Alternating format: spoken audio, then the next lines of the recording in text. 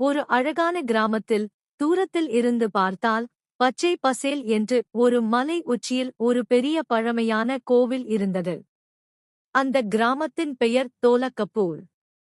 அங்கே சோட்டா பீம் என்ற ஒரு துணிச்சலான சிறுவன் வாழ்ந்து வந்தான். பீம் மிகவும் அன்பானவன். எப்போதுமே மற்றவர்களுக்கு உதவ தயாராக இருப்பான். அவனுக்கு பிடித்தமான லட்டுக்களை சாப்பிடும்போது அவனுக்கு அசாத்திய பலம் வந்துவிடும். ஒருநாள் தோலகப்பூருக்கு ஒரு பெரிய பிரச்சனை வந்தது. ஒரு கொடூரமான பூதம் காக்கா என்ற பெயருடன் கிராமத்தை அச்சுறுத்தத் தொடங்கியது. சமயம் சோட்டா பீம் மற்றும் அவனுடைய நண்பர்கள் சட் அபுத்தி, ராஜு மற்றும் சுக்மி அனைவரும் ஒன்று சேர்ந்தனர். அவர்கள் காக்கா பூதத்தை தோற்கடிக்க ஒரு திட்டத்தை வகுத்தனர்.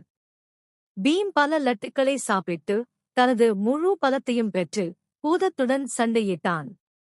அவனுடைய நண்பர்களும் அவனுக்கு உதவினார்கள். சோட்டா பீம் தனது துணிச்சல் மற்றும் பலத்தின் மூலம் காக்கா பூதத்தை தோற்கடித்தான்.